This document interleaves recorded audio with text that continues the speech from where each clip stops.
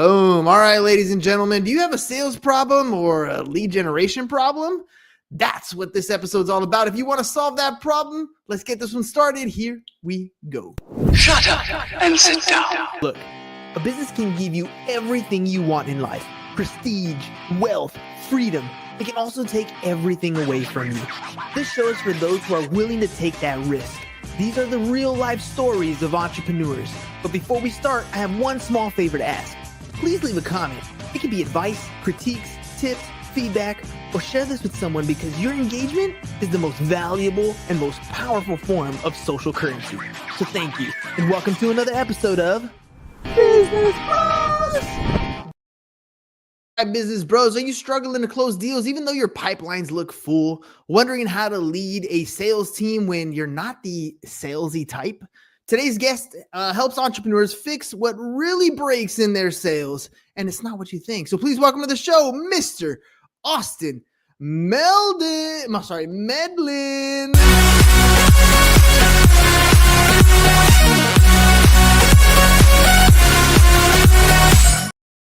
Only downside to live events is you can't make corrections like that, dude. Well, welcome to the program. That's all right, man. I've been called worse. I'm not worried about it. Thanks, man. Appreciate it. All right, dude. Let's jump into this thing. Give me a little bit of background. You got some 2 Comma Club awards back there. You're into the marketing space. Tell me a little bit about your background and who you are. Yeah, definitely. So I've been in the online space for the past 6 years. I've been an entrepreneur literally my entire life. Since I was born, I was pretty much an entrepreneur, selling something, trying to create a business or make a buck. If you name it, I probably tried it and I did it, but I've been in the online coaching industry for the past 6 years. That's when everything got good. I think for me, and I think most people deal with this as well, I've always been ambitious. I've always wanted to make money. I've always wanted to help people. I've always wanted to have freedom. I just never had the right vehicle to go out and accomplish what I wanted. And then when I was introduced to the online kind of remote high space and then turning into remote coaching, that's when everything got really, really good. I was finally in the right vehicle, and then I could take all of my hard work, dedication, passion, talent, and I could put it into the right vehicle and start to move a heck of a lot faster than I was before. Well, let's start off with learning what that kind of vehicle is. Let's break a myth here. There's so many business owners out there that are trying to grow their business. And usually when, as a marketer, you go and talk to them, they're always saying the same type of thing. Oh, I generate leads, but the leads suck. Or I worked with this other company and they didn't give me great leads. So let's break that myth. Why do most business owners assume that they need more leads when it's probably more like they need better sales? It's scapegoat marketing, right? It's taking responsibility kind of sucks. Most people in their everyday life don't enjoy taking responsibility. It's much easier to blame the marketing department, to blame the ad spend, to blame the marketing videos, whatever that you're using for marketing. It's just a scapegoat when in reality, if I was the one taking that exact same sales call for that offer with that prospect, there's an extraordinarily high likelihood that I would have closed that deal. So it's very difficult in my mind. I don't want to scapegoat to marketing because if I have no responsibility, then I can't get better. Responsibility doesn't feel good, but it keeps the power in your hands. It allows you to get better, to make changes, and then progress along the way in your business journey. So if we're gonna like open the hood here with a business and we're kind of looking at them from like a 10,000 foot overview, how do we know whether they have a lead gen problem or a sales process problem? I'm sure you talk to a lot of entrepreneurs. How do you distinguish between the two? If I'm on the phone with a human who needs my help, it is my duty and obligation to help that person. Now, obviously, if they're down really bad, they have zero cash, zero access to credit, they're living on the streets, they have no credit score. Like, obviously, there's situations where people are down really, really, really bad.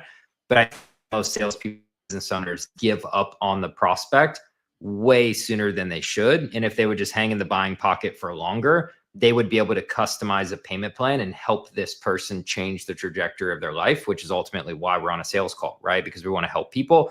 We help people first, we get paid second. If we help enough people, then we get paid a lot of dollars. If you help enough people get what they want, then you can have everything. And I think people just give up out of frustration and they just kind of throw in the towel. And it's really easy if you've had 1, 2, 3 bad calls. Maybe you've had a week of bad calls or a month of bad calls that didn't close, whether it was your fault or not. It's really easy to kind of throw in the towel for the next prospect And that's what happens to my clients all the time. I'm reviewing their sales call and like, yeah, I don't think this guy would have closed, he's not a good prospect, whatever. And I review the call and I'm like, dude, this guy's great.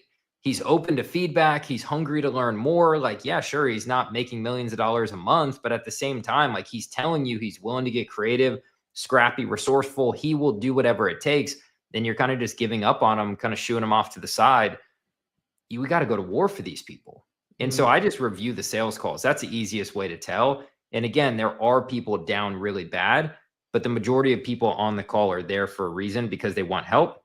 Sometimes you just got to customize and get a little bit creative to get them in the door and help them out.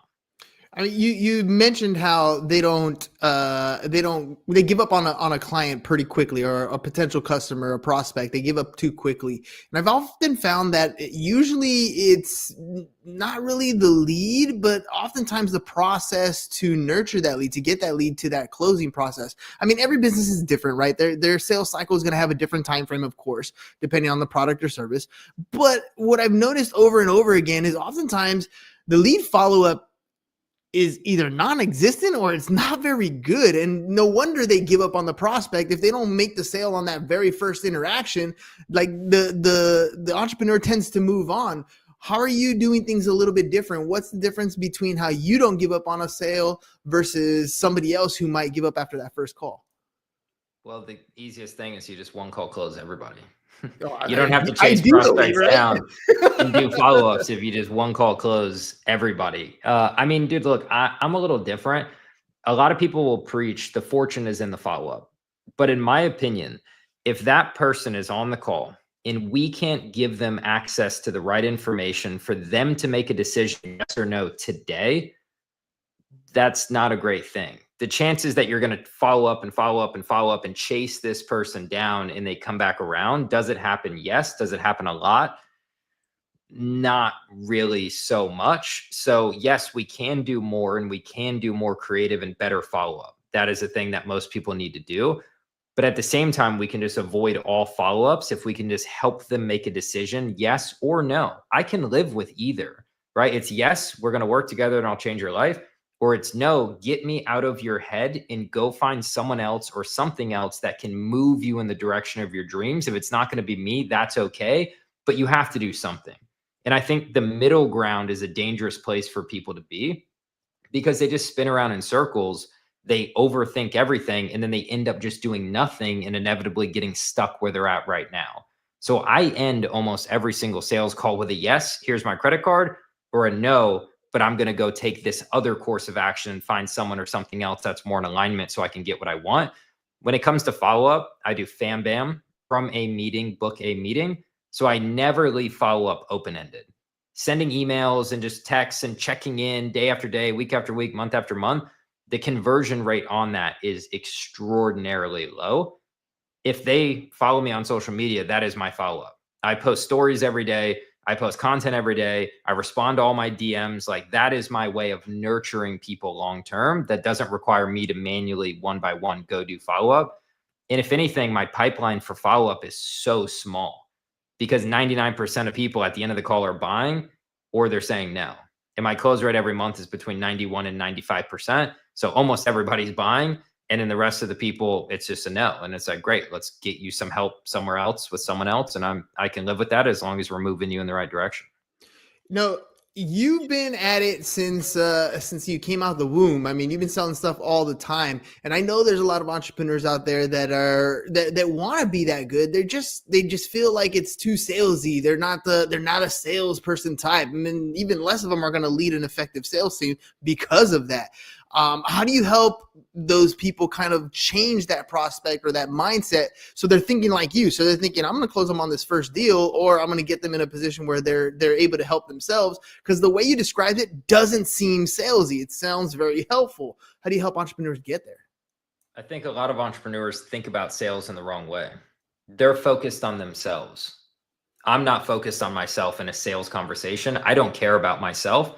I care about helping this person.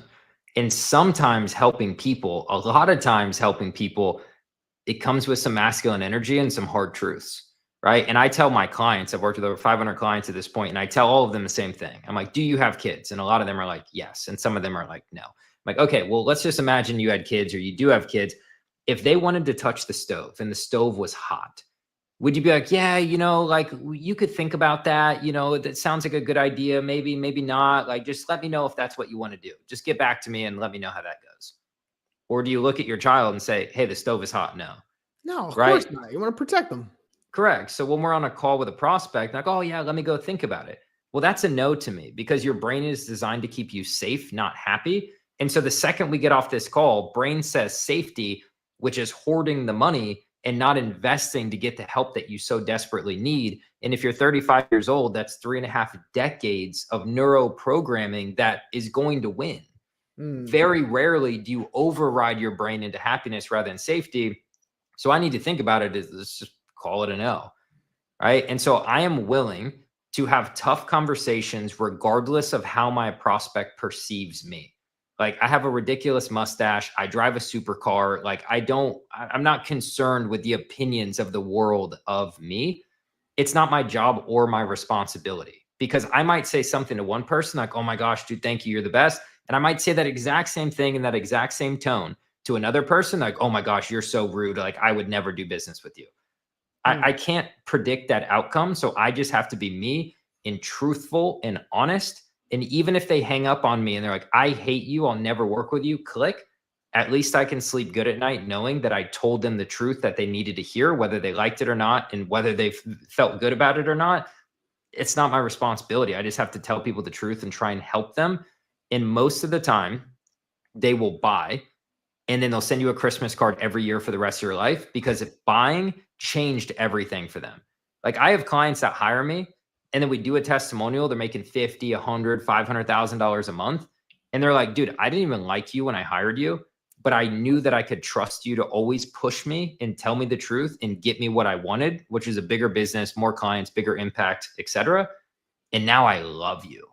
Right. So what I tell people, and I just gave a presentation out in California in front of 100 sales reps. And kind of the point of the message was you can be liked now, but you're going to stay broke and you're going to be hated later. Or you can get rich now and be loved later. And what that means is you can be liked now because you're the friendly guy, the friendly girl, you're charismatic, you're having a great conversation. Prospects love you, but they won't buy from you. And then they're going to hate you later because you could have changed everything for them, but you didn't hold them accountable and push them in the right direction. They're going to be bitter about that. Or today you get rich because everybody buys. And then if you actually have a good product or service, which you should, if you're selling something, you should believe in it and love it and it should be the best. They will love you later and they will come around and thank you for years to come. Like, dude, I have 22 hours of testimonial videos of client after client after client after client just singing my praises. But none of those clients exist if I don't hang in the buying pocket, go to war with a little bit of honest truth and masculinity at the end of the call and help them make that decision to change their life. Dude, the accountability factor goes a long way, not just in business, in life in general. And I think you're absolutely right. To hold somebody accountable or to hold yourself accountable, it's not the easiest thing in the world. It's not always the nicest phrases that you got to say. It's not always the nicest things that you got to do. But that accountability is awesome. This is why I think when you watch movies, older movies, where you have drill sergeants yelling at you, and then at the end they're like your really close buddies after you go through that whole thing. It's kind of the same thing. They're yelling at you to get you to go from point A to point B and get that training that you need to get so that it's part of your daily routine. And then all of a sudden when you're successful, you realize what all that yelling was about. So let me ask you about your process. When I'm sure it's very similar for a lot of different clients that you end up working with. What are some of those key components that you teach these guys to help them deliver the results consistently over time? Probably my most controversial thing that I teach, which to me is just common sense, but to a lot of people it's like this crazy aha moment of like controversy. People do not buy from people that they like. They buy from people that they trust. Meaning my goal on a sales call is not to be liked. It's not that I want to be hated by any means, but my main intention getting on a sales call is not, let me build a ton of rapport. Let me be super friendly. Let me make sure that Johnny here likes me and loves me, because I did that in the beginning 6 years ago and I got slaughtered on the phones. Like we're talking first month, 12% close rate, almost got fired. Like, not great. And then I started to figure it out because I went back to a mentor of mine. I said, hey, this industry ain't for me. Like, I thought I was good at sales. I'm not. This isn't for me. I'm going to go do something else. And he's like, let me ask you a question. He said, when you get off the phone, do you feel like your prospects like me? I was like, dude, my prospects love me. And he's like, that's why they don't buy from you. And I was like, what, should I just make them hate me? He's like, no, but we need to come from a place of authoritative leadership where they trust following you in the direction that they want to go. Like, if you're going to go through the Amazon jungle, never been before, and you need a tour guide to take you, do you want the tour guide who's super friendly, they're making jokes, they're super charismatic, and then when it comes down to like, okay, so like, what is the direction we're going? They're like, well, you know, and they're a little uncertain. No, you want to go with the guy, whether you like him or not, that's done it 1,000 times. And it's like, hey, look, this is going to be hard. You could die. It's not going to be fun. But when we get to the other side, which I will get you to the other side, it's going to be awesome and worth it. Yeah, I don't care if I don't get along with his personality. I want to go with the guy I trust to get me to the other side without dying, right? Like with the honest person who's like, this is going to suck, but we're going to do it together and I'm going to hold your hand. We're going to make this happen for you. That's the guy I'm going with. And so I just take that approach on sales calls of authoritative leadership. I don't need to be liked. I need to be trusted. And then I have this crazy concept that I created 6 years ago where any and all objections are preventable. People gauge your level of intelligence based on the quality of the questions that you ask, not the statements that you make. So when I'm doing discovery on a sales call where I'm discovering about the prospect, there's 11 topics of discovery that I go through, and I don't make any statements. I don't recap. I don't relate. I just simply go from question to question to question to question for 15, 20, sometimes 30 minutes, depending on the prospect, gathering all of the information. And the only time I make statements is if I ask a question and they give me an objection. Then I stop my discovery and I handle that objection proactively rather than ignoring it and then having to deal with it at the end of the call after the price comes up reactively.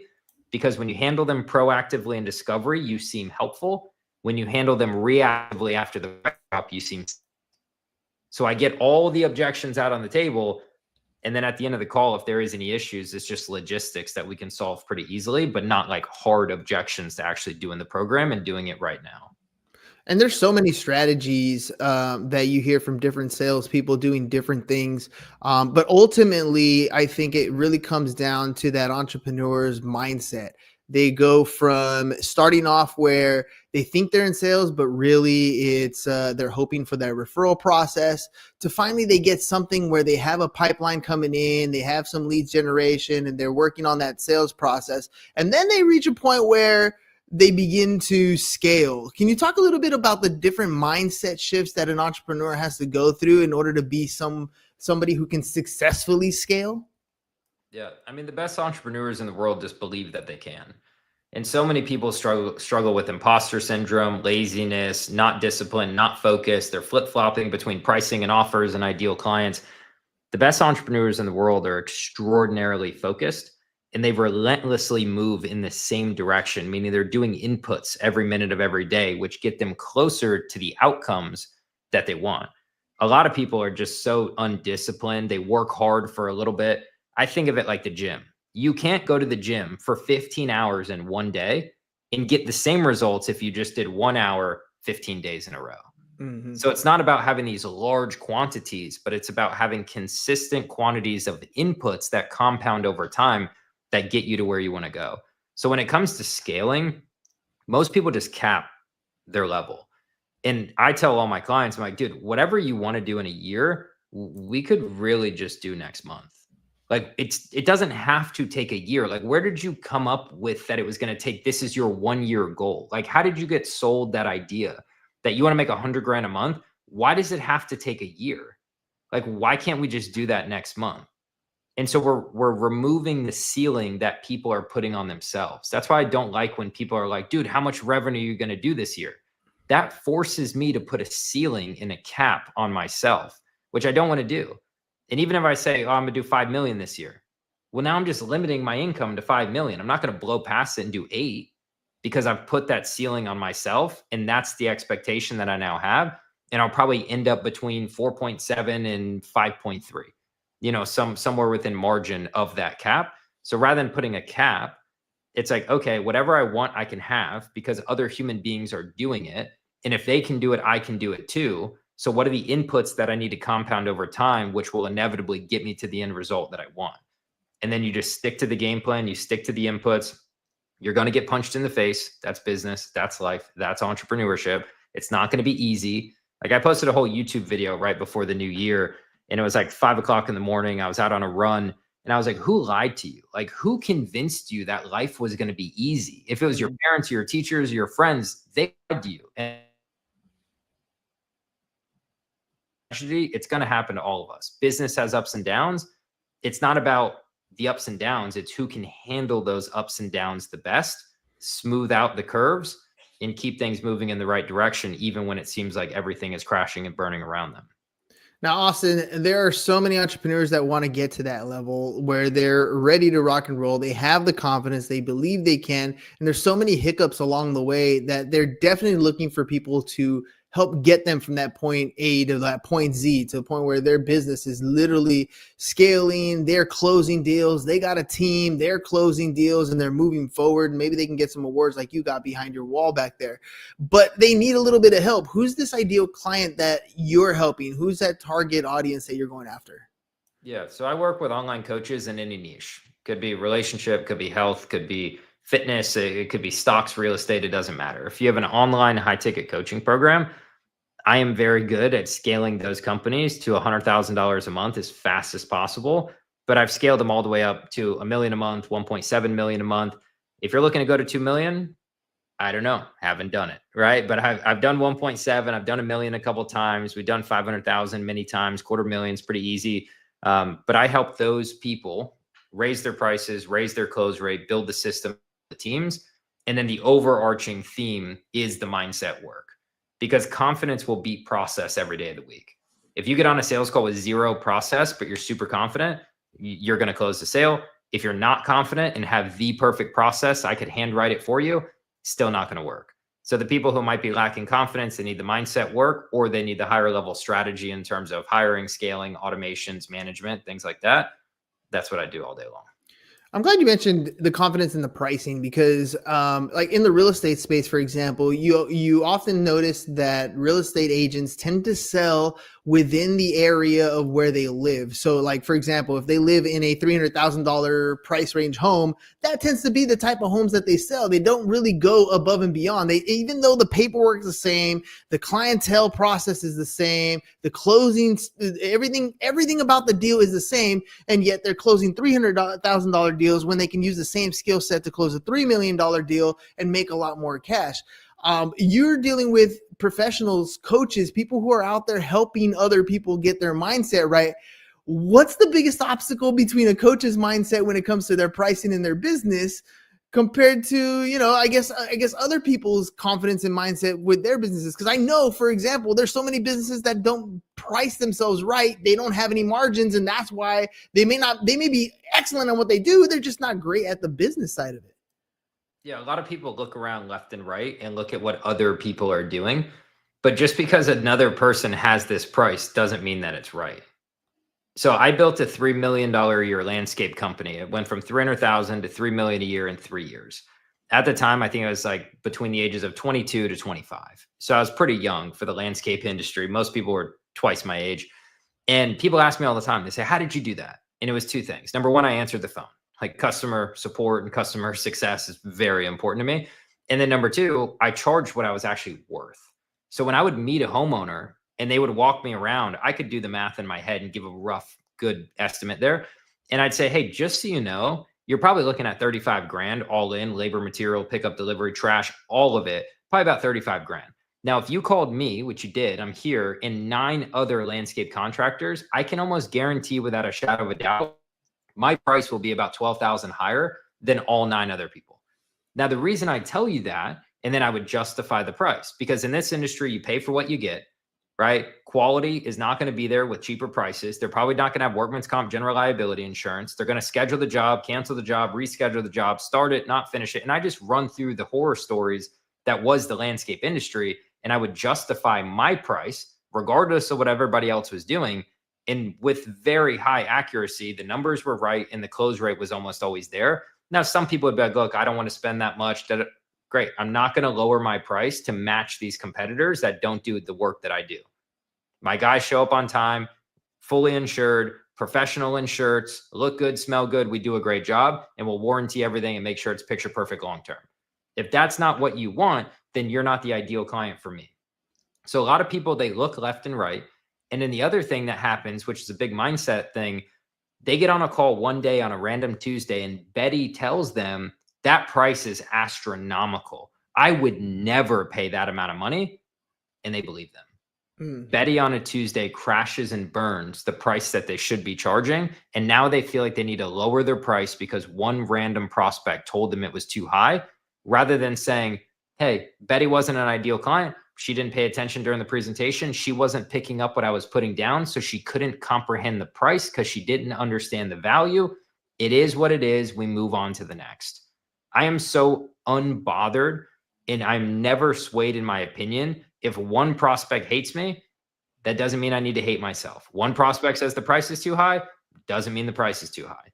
I'm just unbothered, and I keep moving in the direction, knowing it's the right direction. And maybe I just need to find better people that are in more alignment with my offer, that see the value in what I do, and they're willing to pay for it, rather than blowing up the whole model because one person said it or one competitor charges less money. Oh, no, I love that story. I mean, a couple different things there. One is your ability to say, this isn't the ideal client. I know there's so many entrepreneurs that are struggling. They take every single job from every single client, and then they wonder why they have headaches and they burn out. It's a completely different ball game when you're in control. You have the confidence and you know what your value is. And you know, having that mindset to shift from I need every single client that I can possibly get to knowing your value. I think it takes a little bit of time, but there's a lot of people who can definitely benefit from a mentor who can hold them accountable to adjust their pricing and get them in a position where they can close more sales. Speaking of which, if people want to reach out to you, Austin, they want to find out more about your trainings, what it is that you do, how can they do that? Yeah, obviously my website, which I think is down there on the bottom, flashing pretty cool. But Instagram is probably the best spot. It's just the Austin Medlin. So you got to put a "the" in there, THE. But it's THE Austin Medlin on Instagram, or on YouTube. It's just at Austin Medlin. Instagram is good because I post a ungodly amount of content on there. Like my clients tell me all the time, they're like, dude, you give away everything for free on Instagram. Like if they just watched every reel, it would show them how to raise their prices, have more confidence, close more deals. But yeah, Instagram's probably the best spot, or my website has like a 45-minute training video breaking down my entire sales process, the psychology behind each section in the process. And there's a bunch of cool testimonials and stuff like that on there as well. Sweet. Closesales.com is the website for those of you who can't see it. You're just listening. Closesales.com is where you can go. And the Austin Medlin is his Instagram handle. Austin, last little thing before we head out, man. There's a lot of entrepreneurs who have an idea. I have a mentor who says there's no such thing as $1 million idea, only $1 million execution. Any last bit of advice you would give to that entrepreneur who's thinking about getting started, who maybe needs that side hustle, who wants to start building something for retirement, somebody who's never been in the game? What advice are you going to give them to get started successfully? Yeah, so two things there. I actually just a couple of weeks ago created a program exactly for that, because high ticket sales changed my life. Like I didn't want to be a business owner at the time, 6 years ago. I wasn't in a position to do that. I wanted a side hustle. I wanted something where I could make my own hours with unlimited cap on my income, but I was 50 grand in debt and I didn't have the ability to go do Amazon or, buying different things and spending a bunch of money on startup. And I couldn't take on the risk. I was already 50K in debt. Becoming a remote high ticket closer took $0 out of my pocket. And I got to just make straight commissions. And after my third month, I never made less than $20,000 a month. My best month ever, I did 56K. So I think there's a lot of people who want to be entrepreneurs, which is kind of difficult if you don't have cash. What I would recommend is go figure out a way that you can work as a 1099 independent contractor, get paid straight commissions, stack as much cash as humanly possible. And then that will give you the confidence and the run rate to go start whatever business, software, app, coaching program, whatever it is you want to do. Very difficult with no cash. You have to give away equity in the company. You have to raise capital, which puts pressure on you. Figure out what fastest way I figured out how to do that was being a remote closer. So I actually just created a program that can help people get in the world of high ticket sales, start making $10, $15, $20, $30,000 a month, straight cash in their pocket. And then they can use that to invest or create a business. The other thing is, dude, if it's meant to be, it's up to me. And you must make every decision today as the higher version and future version of yourself. Like there's a house I'm buying next week. It's 2 doors down from me as an investment property. And Austin today does not want to put $200,000 down and buy this house. But future Austin is saying you will hate yourself if you don't, because you know what's happening in your area. And you know in the next 3 years, you'll make $500,000 to $600,000 on this house. So spend the money and get over it. I think a lot of people make decisions today based on how they feel.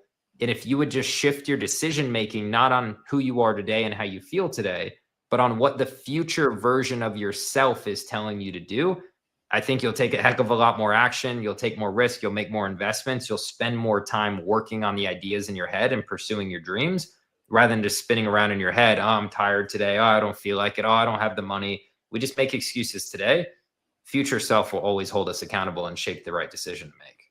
Discipline, baby. That's exactly what it is. You're making promises. You're keeping promises for future you, but you're doing them today. Every time you go to the gym, future you thanks you. Every time you put money away, future you thanks you. Every time you make an investment, future you thanks you. But you got to have the discipline to do it today. Otherwise, future you is just going to look back with a ton of regret. Austin, thank you very much for being on the show today. Ladies and gentlemen, closesales.com is Austin's website, closesales.com. Check out what he's up to. The success is setting right behind him. If you guys don't know what those awards are, those are 2 comma awards. Those are online sales. Means he knows what he's doing. He knows what he's talking about, and he's got the results to prove it. So go to closesales.com. Austin, thank you very much for being on the show today. Ladies and gentlemen, we'll catch you guys on the next one. Peace. And we're out. It's over. Go home. Is your business in need of marketing? Try starting a podcast, but not just any podcast. Podcast like a pro. We can show you how to take your business from being invisible to becoming a brand people trust. Go to www.businessbros.biz to